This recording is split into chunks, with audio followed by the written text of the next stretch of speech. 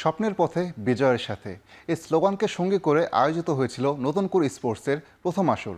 প্রথমবারের মতো তরুণ সেরা ক্রীড়াবিদ বাছাইয়ের এই মেগা ইভেন্টের সমাপনী দিন আজ। এই টুর্নামেন্ট নিয়ে কথা বলতে চলমান ঘটনা প্রবাহ নিয়ে এখন টেলিভিশনের বিশেষ আয়োজন এখন চলতিতে জানাচ্ছি স্বাগতম। আপনাদের সঙ্গে আছি আমি আসাদুজ্জামান লিটন। নতুন করে স্পোর্টস নিয়ে কথা শুরুর আগে একটু পেছনে যেতে চাই।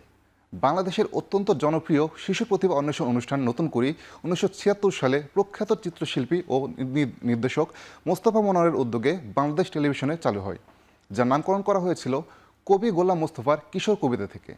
এটি কেবল একটি টিভি অনুষ্ঠান না, এটি ছিল এদেশের বহু গুণী শিল্পী, অভিনেতা ও সংস্কৃতির মানুষের উঠে আসার প্রধান আঁতুড়ঘর।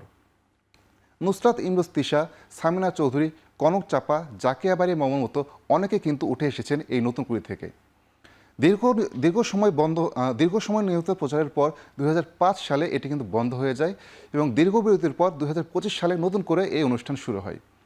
সংস্কৃতির মতো ক্রীড়াক্ষেত্রেও দেশের তরুণ প্রতিভা খুঁজে বের করতে শুরু হয় নতুন করে স্পোর্টস। গত 2 মে 2026 সালে সিলেট জেলা স্টেডিয়ামে প্রধানমন্ত্রী তারেক রহমান এই প্রতিযোগিতার শুভ উদ্বোধন বা শুভ সূচনা করেন। এই মহৎ উদ্যোগের অন্যতম উদ্দেশ্য ছিল কোমলমতি শিশুদের গ্যাজেট আসক্তি থেকে মুক্ত করে মাঠমুখী করা। প্রথম আসরে অংশ নিতে বয়সসীমা ছিল 10 থেকে 14 বছর। দেশের সকল উপজেলা ও জেলার প্রায় 1,70,000 ক্ষুদে ক্রীড়াবিদ 8টি ডিসিপ্লিনে অংশ নেন। দেশের জনপ্রিয় দুই খেলা ফুটবল ও ক্রিকেটের পাশাপাশি ছিল কাবাডি, অ্যাথলেটিক্স, ব্যাডমিন্টন, দাবা, মার্শাল আর্ট ও সাঁতার। একজন খেলোয়াড়ের সর্বোচ্চ 2টি ইভেন্টে অংশ নেওয়ার সুযোগ ছিল। প্রতিযোগিতার প্রথম ধাপ শুরু হয় উপজেলা পর্যায় থেকে। এখানে স্থানীয় শিক্ষা প্রতিষ্ঠানের শিক্ষার্থীরা অংশগ্রহণের সুযোগ পান।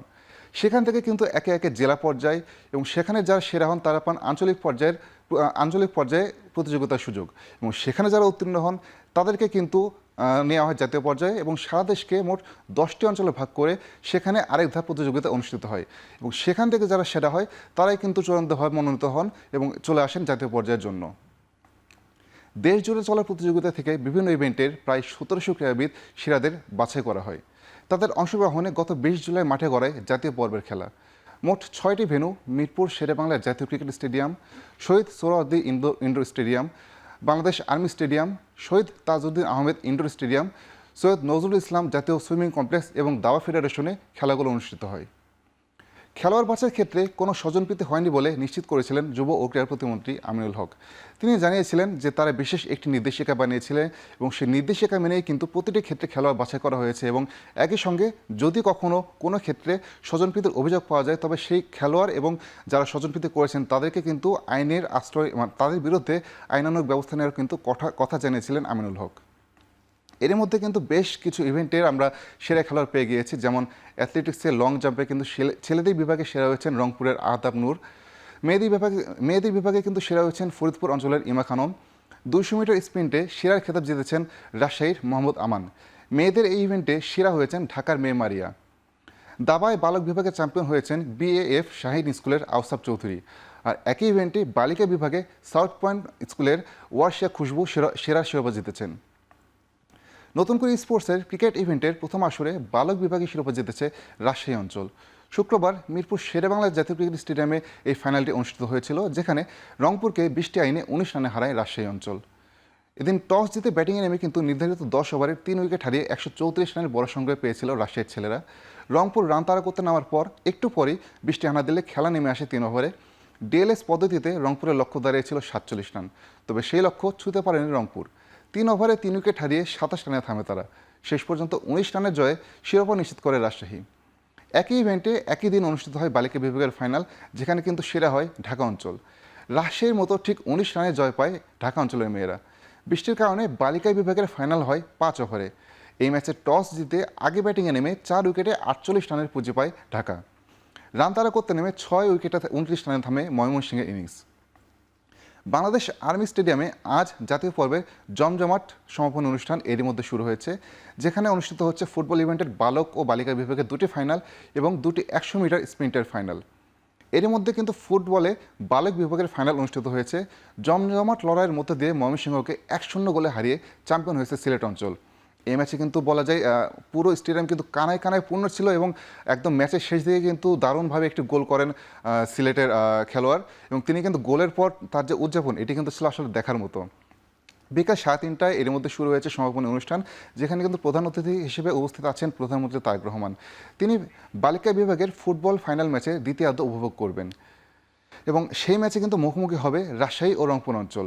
বলা যায় এবারের যে নতুন করে স্পোর্টস, সেখানে কিন্তু রাজশাহী অঞ্চল বেশ ভালোই দাপট দেখিয়েছে এবং এরপরে বলতে হয় রংপুরের কথা।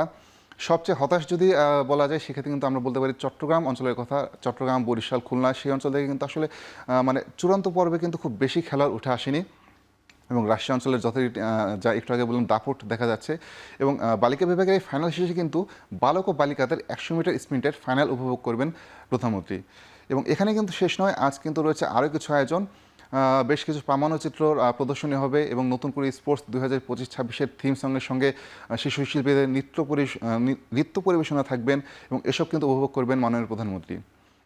নতুন করে স্পোর্টসের 2025-26-এর বিভিন্ন ডিসিপ্লিনে প্রতিভার প্রমাণ রাখাদের এরই মধ্যে বাছাই তালিকায় অন্তর্ভুক্ত করা হয়েছে।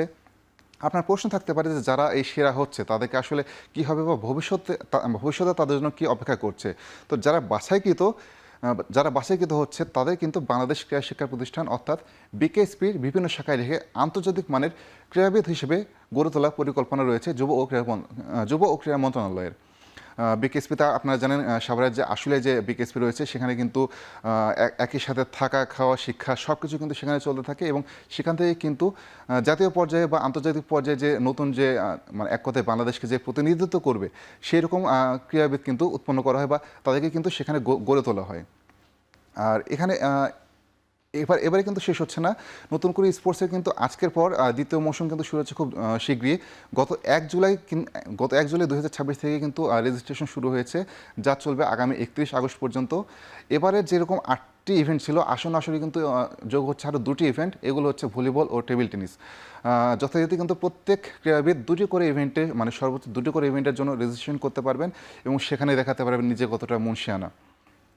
আগামী সেপ্টেম্বরের শুরুতেই উপজেলা পর্যায়ে কিন্তু খেলাধুলা শুরু হওয়ার কথা রয়েছে, এবং যথারীতি উপজেলা পর্যায় থেকে ধীরে ধীরে জেলা পর্যায়ে, এবং জেলা পর্যায় থেকে কিন্তু ধীরে ধীরে আবার একইভাবে আঞ্চলিক পর্যায়ে, এবং তারপরে জাতীয় পর্যায়ে কিন্তু ঠিক একইভাবে নতুন যে ক্রীড়াবিদ তাদেরকে কিন্তু তুলে নিয়ে আসা হবে, এবং তারাই কিন্তু বলা যায় আমাদের দেশের নতুন যে ক্রীড়াবিদ বা ভবিষ্যতের ক্রীড়াবিদ সে হিসেবে কিন্তু তাদেরকে দেখা যাবে, তারা সেখানেই কাজ করবে। যাই হোক, এখন চলতির আজকের আয়োজনে ছিল এ পর্যন্তই। দেশ বিদেশের চলমান ঘটনাপ্রবাহ জানতে চোখ রাখুন এখন টিভির পর্দায়। ধন্যবাদ সবাইকে।